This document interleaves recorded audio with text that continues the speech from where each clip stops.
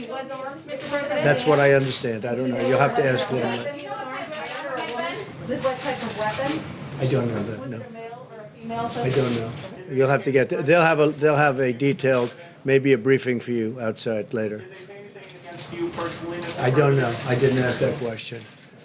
It might not have had anything to do with me. It might have been something else. But it was on the outside of the premises. The wall, as you know, the fencing, especially the new fencing that they put up, is very powerful. But it was on the outside of the White House. Okay? And they'll have a full report. Secret Service, in a little while, will have a full report. Are you rattled by this at all, Mr. President? I don't know. Do I seem rattled? It's unfortunate that this is a world, but the world's always been a dangerous place. It's not something that's unique. The world has been, you look back over the centuries, the world has been a dangerous place, very dangerous place, and it will continue, I guess, for a period of time. Does this make you think differently about your personal safety inside the White House? No, I feel very safe with the Secret Service. They're fantastic people. They're the best of the best, and they're highly trained. I don't know if anybody got to walk outside, but there were a lot of terrific-looking people ready to go if something was necessary. People at the highest level of law enforcement. There's nobody like these people. So they just wanted me to step aside for a little while just to make sure that everything was cleared outside, because it was right in this area.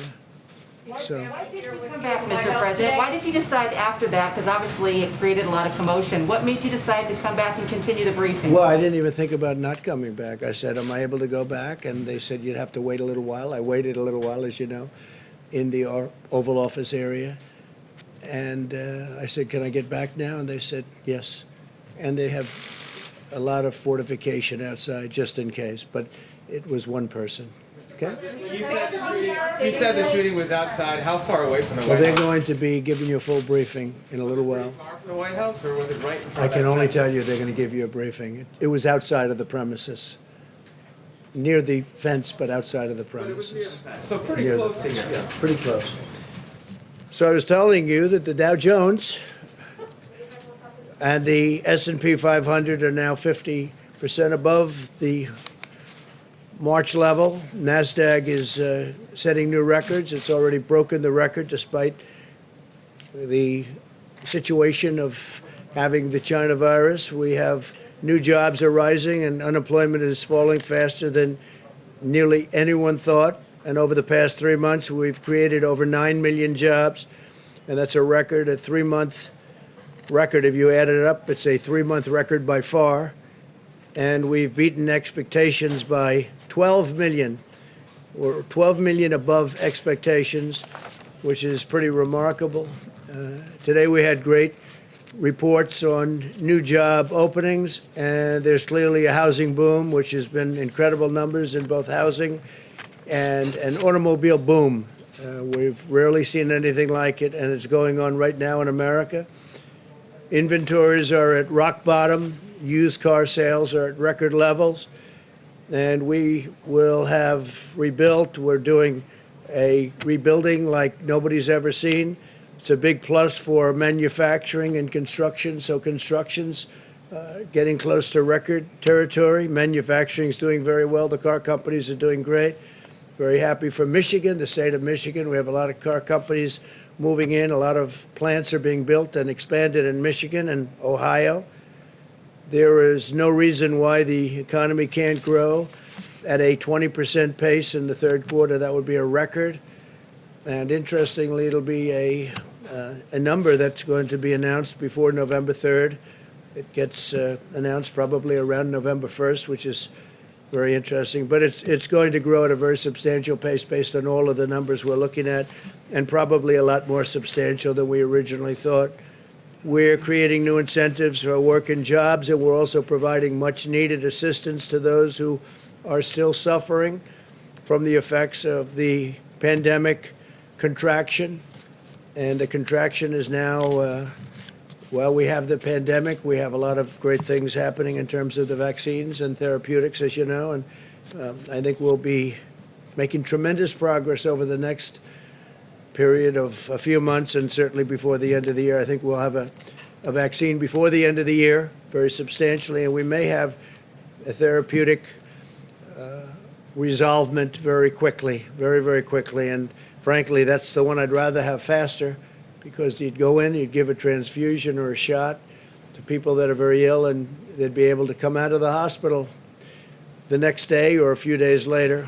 If the states participate in our core-sharing unemployment plan, we are going to be doing something very, very interesting with all of the things that we announced on Saturday. I don't have to repeat what they are. You know very well. And we've had some tremendous success already. If you look at what's happening with the stock market, and people are very thrilled at what we're doing.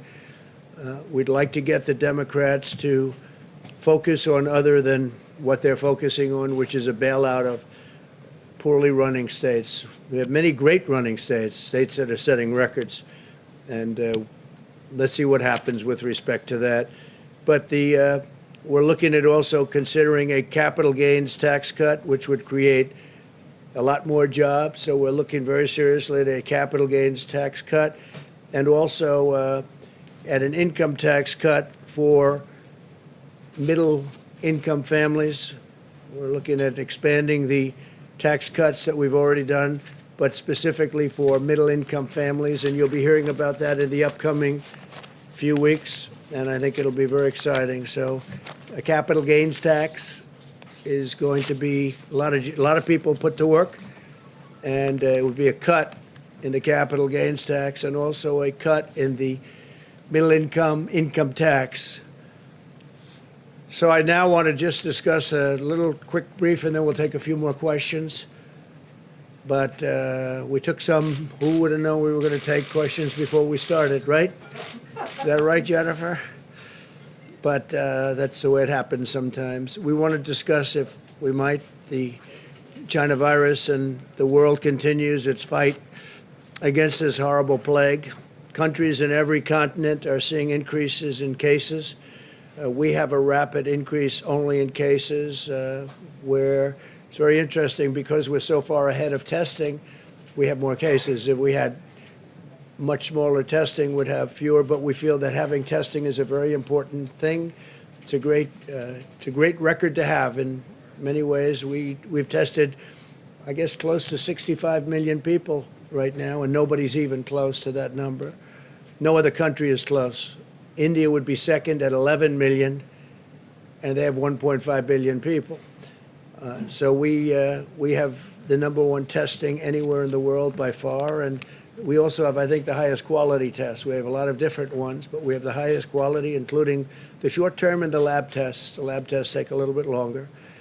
And Dr. Birx was telling me a little while ago that we're down to 2 days and 2.5 days on getting your result on the lab test. The other ones, you get them in 5 minutes to 15 minutes, so that's exciting. But countries in every continent are seeing increases in cases. In recent days, cases have rapidly increased in Japan and Australia, unfortunately, and they're now experiencing higher peaks than they did in March. To the south of our border, cases have continued to surge in Mexico, Central America, Argentina, Colombia, Peru, Brazil, and throughout Latin America. It's really the hot spot. It's posing a major challenge for this continent.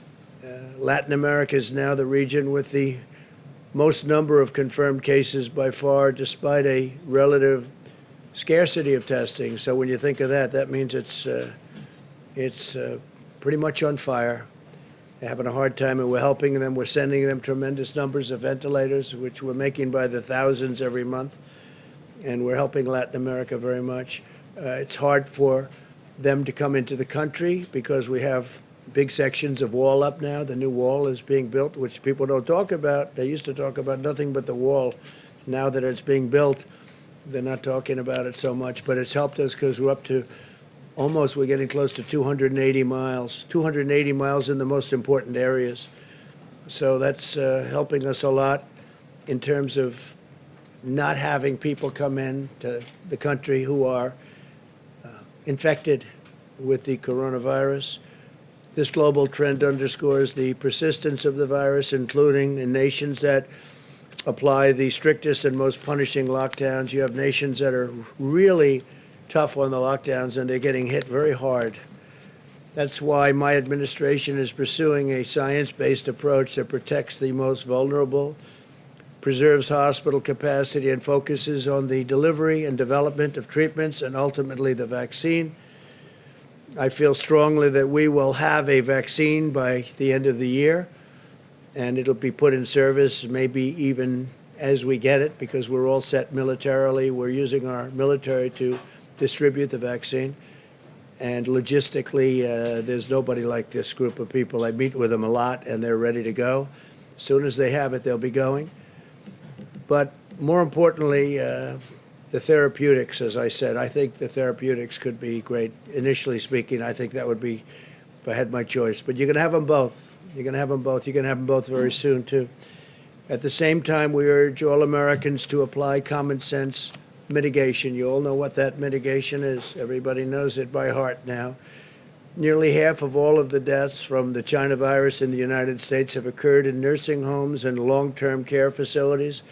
That's why we have delivered funding, equipment, and rapid testing to our nation's nursing homes to protect those at high risk. We're very focused on nursing homes and senior citizens areas. Anywhere that we have senior citizens, we're very, very focused. We've delivered over 1,800 rapid point-of-care testing devices. Those are very quick, and shipped over 700,000 tests to nursing homes. The nursing homes are being protected like never before. The United States faces a unique range of challenges that requires our constant vigilance. America has the largest at-risk population of any developed country. By far, 1.5 million residents of nursing homes, about 5 times that of the United Kingdom and other European countries. Our country also has a higher prevalence of underlying conditions that this virus targets, yet we have fewer deaths per capita than the United Kingdom and most other peer nations in Western Europe. So that's an important, we have fewer deaths per capita than the United Kingdom and most other nations in Western Europe, and heading for even stronger numbers. But one person is too much as far as I'm concerned. Should have never been allowed to happen. Should have never been allowed to escape China. Nationwide, we continue to see encouraging signs. In the last 7 days, nationwide cases declined by 14%. Hospitalizations decreased by 7%.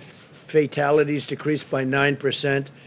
Arizona and Florida are improving rapidly, with fewer patients coming to emergency rooms by far, as well as decreasing cases, decreasing fatalities, and expected and expanded hospital capacities. So we have an expanded hospital capacity. It's pretty dramatic when you look at it, meaning we have more room should we need it.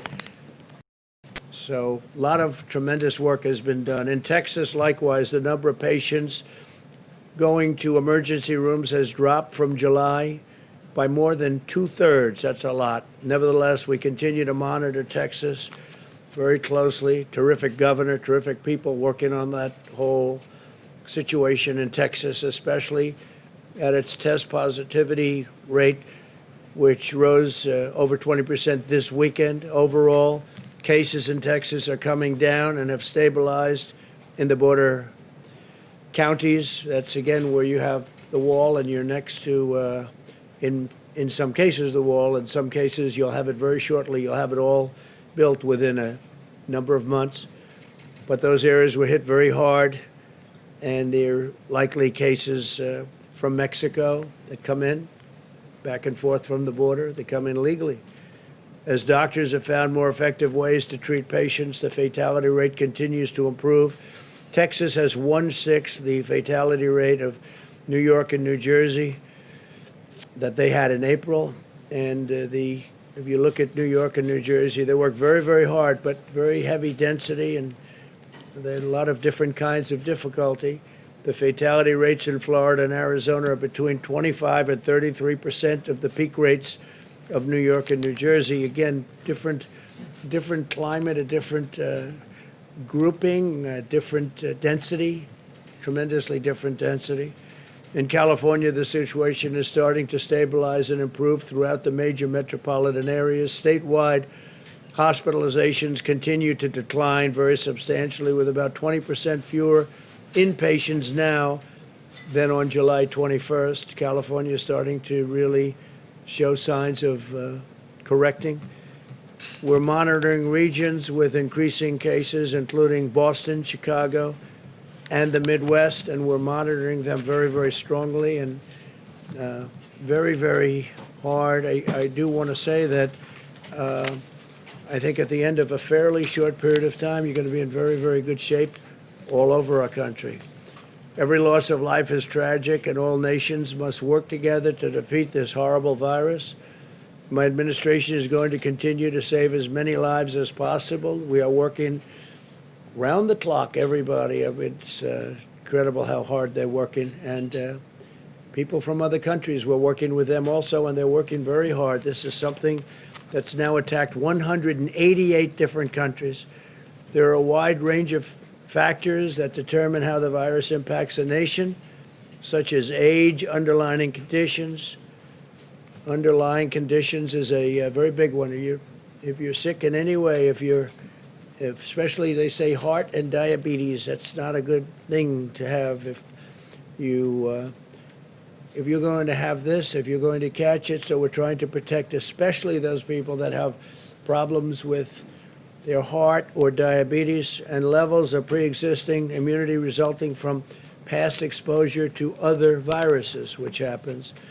We must stop politicizing the virus and instead be united in our condemnation of how this virus came to America, how this virus came to the world, and we're going to figure it out, and we're going to find out, and we're very angry about it.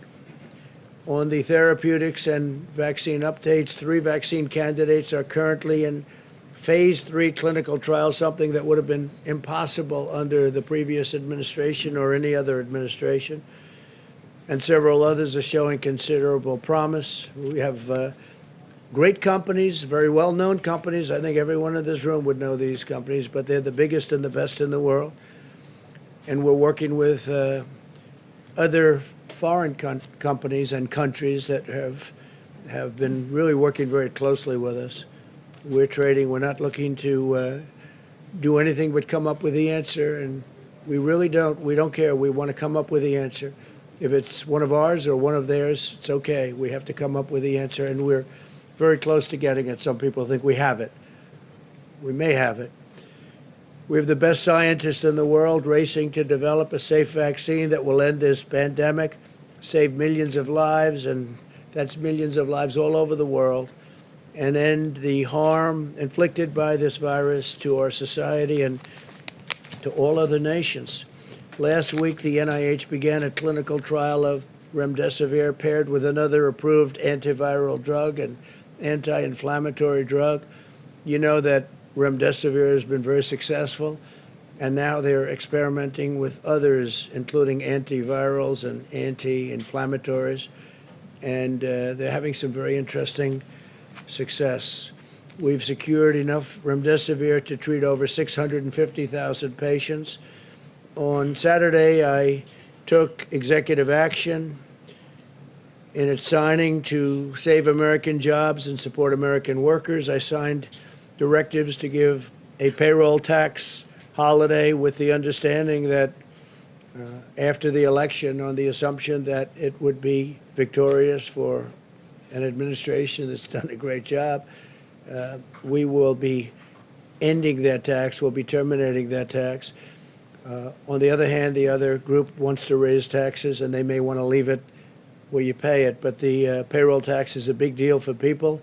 It's a tremendous saving for people, and we're going to be doing it, and we intend to terminate it at the end of the appropriate period of time. It's for those making less than $100,000 to the end of 2020 to provide an extra $400 per week, also in unemployment benefits, and to extend the freeze on home evictions. We want to extend the freeze so people aren't evicted. It's not their fault that the virus came from China. It's China's fault. And to suspend payments on student loans through the end of the year and then beyond. And again, you know, they're paying interest on loans, and they're not allowed to go to their college.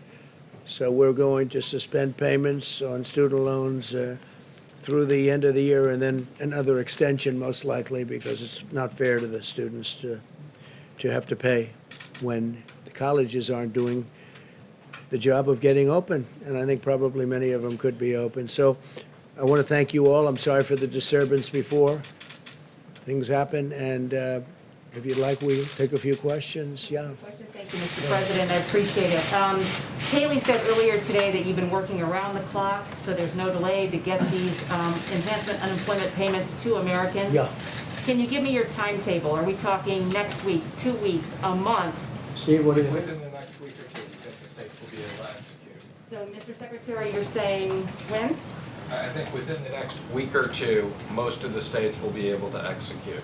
Got it. And By the most way, of the the states. gentleman, you know everybody, you know Russell, you know, but this is Scott Atlas, do you know that, right? Scott is a very famous man who's also very highly respected, Stanford, and he's working with us and will be working with us on the coronavirus, and he has many great ideas, and he thinks what we've done is really good, and now we'll take it to a new level.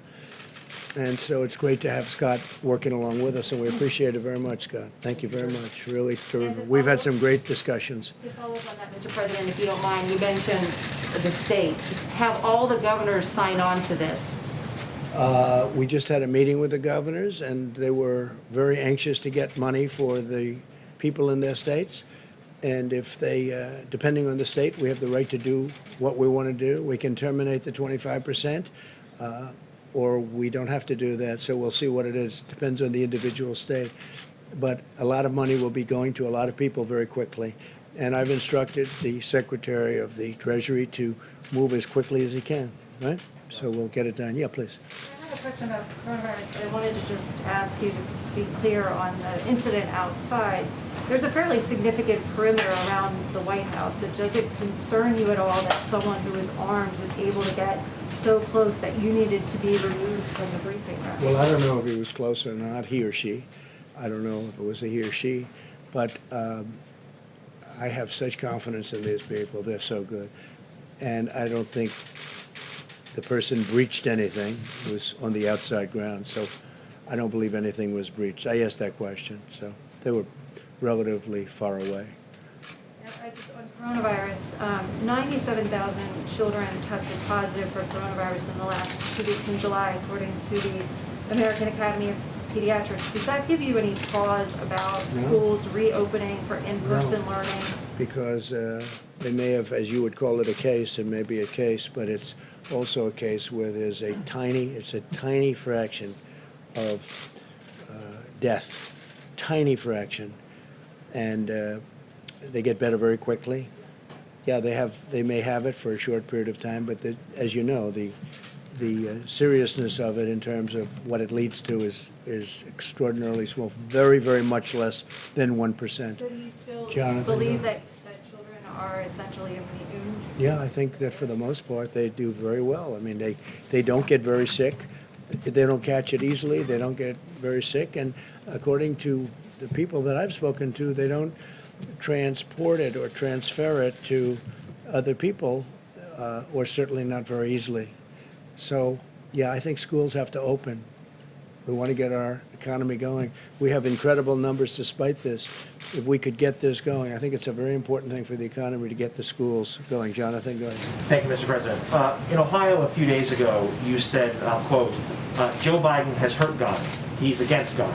The Vice President has said that he's a man of deep Catholic faith, and he's credited for helping him endure some immense personal tragedy. So, sir, what did you mean by that when you say that Joe Biden has hurt God or is against God? Well, if you look at the manifesto that they've come up with, and if you look at their stance on religion and things having to do very importantly with aspects of religion and faith, I don't think a man of deep religion would be agreeing to the Bernie Sanders plan. You take a look at what they have in, and you just, you can't put that into the realm of a religious group of people, I will say that. And I think it's one of the reasons why, if you look at polls, which I'm not a big believer in polls, I wouldn't, if I was, I guess I wouldn't be standing here right now. And by the way, our poll numbers are going up very rapidly, as you know, and Joe's are going down very rapidly. He'll have to come out of the basement, it looks like, pretty soon, because that, it's one of those things. But no, if you look at the manifesto, I call it the manifesto. A lot of people are calling it the manifesto. My opinion, it's further left than where Bernie was before. So normally he'd be left and you'd bring it somewhere a little bit toward the center.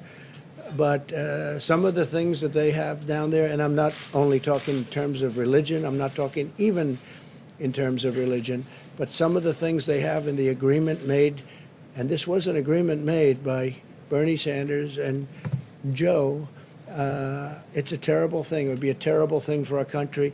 It will destroy our country. We will go into a depression. We will put on regulation. We will double and triple taxes. It will be terrible for health care, just terrible. You'll have 180 million people lose their health care. It will be a terrible, terrible thing for our country. Okay, yeah, please, Jeff. Thank you, sir. I'd like to ask you a question about something you said in Bedminster as well. You said that you're planning to issue an executive order to ensure that health insurance companies prevent or cover people with Yes. pre-existing conditions, and you said that that had never been done before, but that's not the case because that is the law under the Affordable Care Act. So my question is, why do you need to issue an executive order for law that is already existing? But I didn't say. I said as an executive order. As you said as an executive order. It hasn't been done before. We want to be able to assure people that pre-existing condition is always taken care of. As you know, we've done tremendous things having to do with the individual mandate. We got rid of the individual mandate from Obamacare, which really ended Obamacare as it would be officially known, because the individual mandate was the biggest part. It was also the most unpopular part, where you pay for a terrible privilege of overpaying for insurance. You pay not to have to pay for your health care. And that was a disaster for people and a very unpopular. That was called the individual mandate, and we terminated that and officially terminated that. And that was something that we have been given thanks for by many, many people. But the individual mandate will always be with us. The individual mandate termination will always be. They can't start it up. In fact, I don't even believe, you'll have to tell me, I don't believe it's been challenged when we ended it. And pre-existing conditions, the Republicans are 100% there.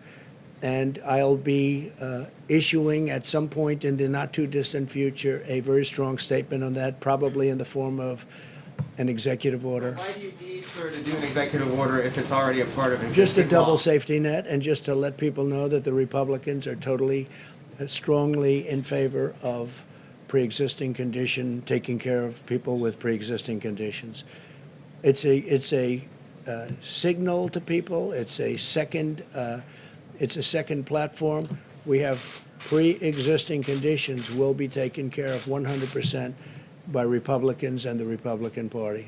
I actually think it's a very important statement. Yes, please. Mr. President, do you still intend to try to hold an in-person G7 meeting in the United States at some point in August and September? And have you already sent out invitations to do so? No, we haven't sent out invitations. We're talking to them. As you know, I was on the phone with many of them yesterday with respect to Lebanon, which is truly one of the saddest, most catastrophic things I've ever seen. And they have no idea how many people have died. They're having revolution right now in that country. It's just a terrible thing. But I was yesterday, 8 o'clock in the morning. We had our time. We had a big teleconference call. Some of those people were there. I'm much more inclined to do it sometime after the election. We were going to do it in September. They'd like to do it. We could do it through teleconference, or we could do it through a meeting. But I sort of am now suggesting, I told my people yesterday actually, why don't we do it sometime after the election, when things are a little bit, you have a little more time to think about it, because it's very important. The G7 is very important. To that meeting? I don't know, but we have invited a number of people to the meeting. I certainly would invite him to the meeting. I think he's an important factor. But we will invite certain people that aren't in the G7. Some people have already accepted, but we're going to be doing it after the election. I think it's a better atmosphere to have a G7. I think it's a lot, I think it's just a better, calmer atmosphere to have a G7. Yeah, please. I wanted to ask Secretary Mnuchin, actually, have you spoken to any Democrats since Friday, or have they reached out to you at all about restarting negotiations? I've spoken to several Democrats. I have not spoken to Schumer and Pelosi since then. Do you expect, would you reach out at all to them to try and reach And I out? said anytime they want to meet and they're willing to negotiate and have a new proposal, we're more than happy to meet. They're hurting people very badly. This would have been so easy for them to do. And I saw that Senator Schumer said today on a show, I don't know what show, but he said today on a show that we should meet, we should do something. But, you know, where has he been for, how many weeks have you been negotiating? Like 4? And they should do something. It would have been so much easier than doing it the way we did it. But we did something that's very important, and frankly, it's been well received, very well received. Go ahead, please. Thank you, Mr. President. You tweeted earlier today that you're considering Gettysburg as a venue for your speech for the RNC nomination acceptance. What's your thinking behind that as a possible location? Well, I think I've been to Gettysburg numerous times. It's a national park. It's a national historic site. It's incredible. You know, it's the history. It's incredible, actually, to me. It was a very important place and is a very important place in our country. So we're looking at that, and we're looking at the White House. The White House would be very much easier for Secret Service. You see what just went on here. They're all here. Just like you have your seats, they have their seats at the White House. So there wouldn't be any expense or any extraordinary expense. And the White House would be a lovely place to do it also. Least expensive place that you could do it would be at the White House. This is a government expense. And, look, I watch also with governments. I watch to make sure that we do what's right. But we're looking at Gettysburg, and we're looking at the White House. And we have other sites, too, but I think these would be 2 really beautiful sites. Jennifer? Would you envision having an audience for that speech? You could. You have plenty of room at both locations. I see John Roberts. John, you were outside. You said you heard shots fired before? 2 shots in rapid succession just after you took the podium. And they were shots, pretty much. It certainly You sounded like definitely a know shot. the difference. I know that. You know the difference. You thought they were shots, John? Definitely sounded like I gunfire. saw your report inside when I went inside. It was a good report, too. Thank you very much. Appreciate it. Jennifer, please. Can you give us an update on China? Do you think that your administration will respond to the sanctions that China announced this morning on American officials? Well, we've already responded in many different ways. We're talking a lot about China. We shouldn't have been talking about China. We did a phase 1 deal, and it was a wonderful deal, and all of a sudden it means very little in the overall import of things. They should have never allowed what happened to the world, including us. But this was released into Europe, and it was released into the U.S., and it was released all throughout the world, but it wasn't released into China. And we were doing numbers that just were incredible, and we hope to be able to do them perhaps even next year. I think we're going to have an incredible year next year, but that will never pay for the loss of life in our country and all over the world. So we view China differently than we did 8 months ago. Very much differently. Yes, please. Is there still any consideration of delisting Chinese companies? Is that an ongoing discussion? Delisting? Delisting Chinese companies? We never comment on specific things, but no, there's nothing. Could it still be on the particular. table? There's again, nothing specifically at the moment done. Are you talking about delisting? From the US Comments Stock on the Exchange? exchange? Yes. I'm sorry. Yeah, so just to be clear, we did make the recommendation, and the SEC will be putting out that, yes, as of the end of next year, if they do not fully comply, and that's Chinese companies, any other companies, they all have to comply with the same exact accounting, or they will be delisted on the exchanges. I thought you meant sanctions. I was confused when you said delisting. And Jennifer, we're also talking on the WTO, the World Trade Organization. China's treated much differently than we are.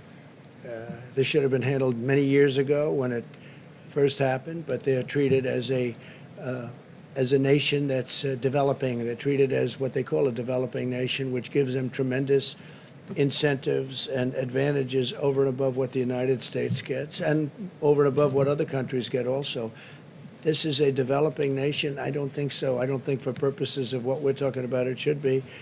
And we are putting in, and we've already put in a request that China should no longer be declared a developing nation and have advantages over the U.S. And I told them that a year ago, and I told them that 2 years ago, and we put it in very powerfully, that they should not have advantages over other countries, frankly, and sure, they're not going to have any more advantages over. This should have been done by numerous presidents a long time ago, because it gives them a tremendous boost over everybody else, and it's a very unfair situation. No, we are upset with China because of what they did. China was not good, and China will be, if you look at what's going to happen, whether it's Iran, Iran will make a deal with us in a month after the election's over if we win the election. But their greatest dream in the world is that Joe Biden wins, because they will own this country. China will own this country. North Korea will own this country. They will own our country. And they're all waiting to see the election. And if we have a win on November 3rd, we will have a deal with, in my opinion, Iran within 1 month. And I don't know that we want to have a deal with China, to be honest with you. So I'm saying to myself, gee, but China wants us to lose very badly. And you know who else is not happy with us winning? Russia. The phony people that tell the story, the fake news stories about Russia. It was just reported, the numbers. I raised $400 billion extra in NATO. You know that. It went from 130 to $400 billion. And that's a year in order to strengthen up NATO. Nobody says that. We became the biggest energy exporter. We are now, if you look at what we have, we're energy independent. So many different things. Our military is stronger than it ever was. We spent $2.5 trillion on our military. I exposed the terrible deal between Germany and Russia on the pipeline. Nobody even knew about the pipeline, Nord Stream 2. Nobody knew about it. Nobody talked about it. I said, what's this all about? So we protect Germany from Russia, and Germany pays Russia billions of dollars a year for energy, and it's a big portion of Germany's energy. If I was a person that was a German citizen, I would not be happy with that deal, because they're at a very big disadvantage. So, no, Russia would not be happy, and I can tell you that China would not be happy at all. We've taken in tens of billions of dollars. There's your head of the Treasury, Steve, right? We've taken in tens of billions of dollars from China. We never took 10 cents from China, never, not even 10 cents. And $28 billion we gave to our farmers because they were targeted by China. They were actually targeted. And we gave $28 billion compliments of China to our great farmers and ranchers because they were unfairly targeted by China in order to make a better deal with us. I said, we're not going to do that. We're going to, instead of making a better deal, we're going to tariff you at very high numbers, 25%, 10%, and actually numbers that could go up a lot. And we had a lot of money left over. After giving the $28 billion to the farmers and ranchers and some others, frankly, we had many, many billions of dollars left over, and we're still receiving that money. Even though we made the deal, we're still receiving that money. So if we win the election, we'll have deals with a lot of countries very fast. They're just waiting to see who wins because they are hoping that Joe Biden wins, Sleepy Joe. And if he wins, you know what's going to happen? China will own us. Our markets will crash. The 401ks will go down to practically nothing. Stocks will go down to practically nothing. Remember, stocks, these big companies, they're owned by millions of people that are carpenters and policemen and farmers and lots of other people. And they are the ones that benefit by having a good stock market, probably more than anybody else. But the 401ks, the stocks, the economy will be in a shambles. They want to raise taxes. They want to triple taxes. They want to raise the corporate tax, but they want to raise all taxes. Ultimately, they can't pay for what they want to do anyway. And what they're going to do is destroy your health care and destroy so many other things. We're going to have 180 million people that are so happy with their private health care, they're going to lose it under this crazy plan that these people are proposing. So you will have a crash like you've never seen before. And I've been very good at predicting these things. Yeah, please go ahead. Thank you, Mr. President. You just mentioned President Putin and the possibility of inviting him here because he's important. Your own Director of National Intelligence has said that Russia is currently planning or actually meddling in the election. Have you raised that directly with Putin ever? They said China, Russia, Iran, and probably others. But because of the fake news, they seem to think Russia plays the best. So what they do, it's all right. Well, I'm just saying the way the politicians look. The other day, they said the three countries. They said China and Russia and Iran. And some reporter got up and said, Russia is meddling. I said, well, didn't it mention China and Iran? Why didn't you mention them too? So I don't know. You know what I'm telling you? I'll tell you who's meddling in our elections. The Democrats are meddling by wanting and insisting on sending mail-in ballots where there's corruption all over the place. If you check what happened in New York, a small, relatively small race with Carolyn Maloney, and they called her the winner the other day because I was mentioning it at conferences and getting a lot of action on that statement. So they called her, they declared her the winner, and they have no idea who won. And the person, her opponent, is very angry. But they had mail-in voting, and they had hundreds and I think even thousands of ballots that are missing, that were fraudulent. Take a look at the Carolyn Maloney race. Take a look at Paterson, New Jersey. Take a look now at this one in Virginia, where they mailed out 500,000 applications, and they go into people that aren't supposed to be getting an application. Yeah, please go ahead. Thank you, sir. Secretary Pompeo is heading to Europe again this week. Do you have any updates on when the travel restrictions with the EU are going to be lifted? It seems strange we're offering exemptions for professional athletes, but not the K-1 visa holders, the so-called. Well, we try and do the best we can. You have big sporting events, and that's good for our economy, that's good for us, and they do talk about certain exemptions, and they make sure everyone's perfectly tested and everyone comes in at 100%. But, you know, we do make certain accommodations because you do have star athletes, and that means a good thing for the country. That's economic development, et cetera. But we are working very closely with Europe and with other countries to see what's the best timing. Don't forget, I was the one that turned Europe off because they really they led the way. They led it much more so than we did. We were months following them. And in terms of they got hit earlier than we did, quite a bit earlier than we did. So I put the restrictions on Europe. I put the restrictions on China, which was a great thing to do. In retrospect, we're getting, I mean, that was a very important day. Dr. Fauci said that was one of the most important days. And a lot of people didn't want me to do it, but we first put a ban on anybody from China coming in, and then we put a ban on Europe coming in. But we're working very closely with Europe to see when that will all come off. Yeah, please. If 160,000 people had died on President Obama's watch, do you think you would have called for his resignation? No, I wouldn't have done that. I think it's been amazing what we've been able to do. If we didn't close up our country, we would have had 1.5 or 2 million people already dead. We've called it right. Now we don't have to close it. We understand the disease. Nobody understood it because nobody's ever seen anything like this.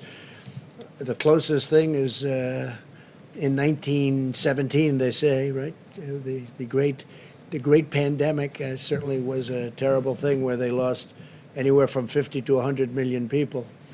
Probably ended the Second World War. All the soldiers were sick. That was a terrible situation, and this is highly contagious. This one is highly, highly contagious. No, if I would have listened to a lot of people, we would have kept it open. And by the way, we keep it open now, all the way. We keep it open. But we would have kept it open, and you could be up to 1.5 million or 2 million people right now.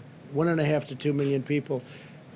Our people have done a fantastic job. Our consultants and our doctors, you know, and with disagreements and with a lot of things happening. What we've done with ventilators has been amazing. What we've done with medical equipment has been incredible. We've supplied the governors. Nobody, not one person in this country that needed a ventilator didn't get it. And you know, at the beginning, there was a big shortage of ventilators. Nobody had stockpiles or anything comparable to what you had to have. So we would have lost, if you think about it, you had mentioned 160,000 people. Multiply that times 10 right now. I think it would have been unsustainable and unacceptable. But that's what would have happened had we kept it open. So, no, I think we're a very large country. We are one person. I say it all the time. A lot of people like to leave that out. One person is too many. It should have never happened. But they've done really an extraordinary job. They'll never be given the credit, and I'm not talking about me. The people that have worked on this so hard will never be given the credit, but they've done an extraordinary job with a very large, diverse country.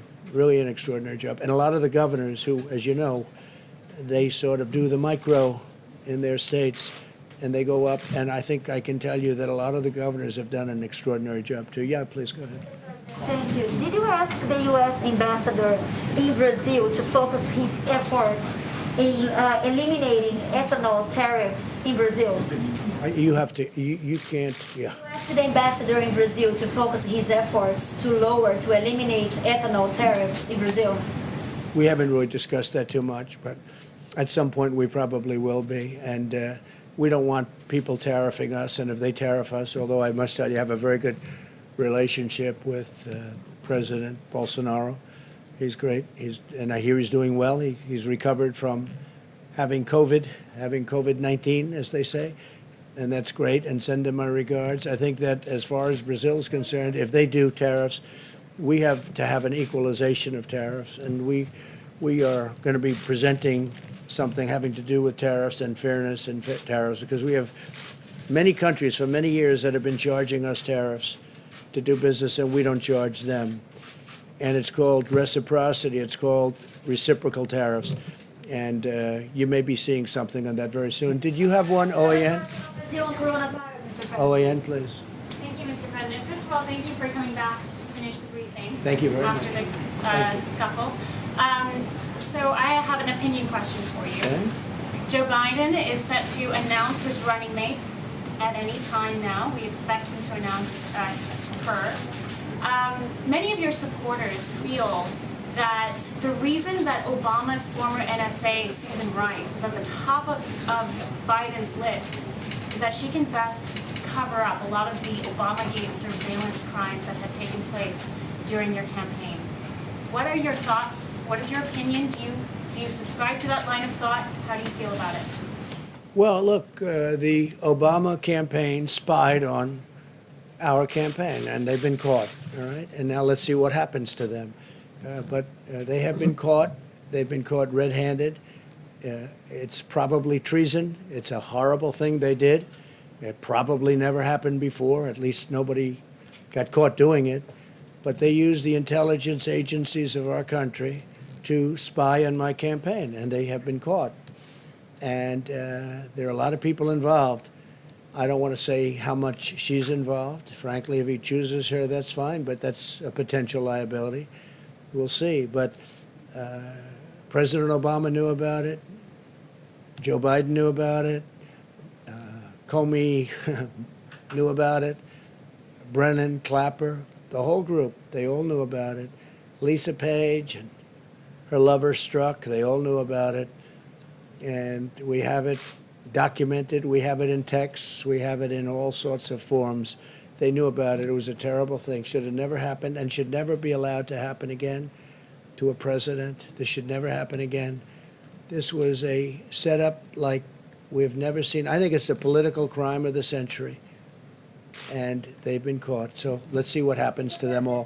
Thank you very much. Thank you. Thank you.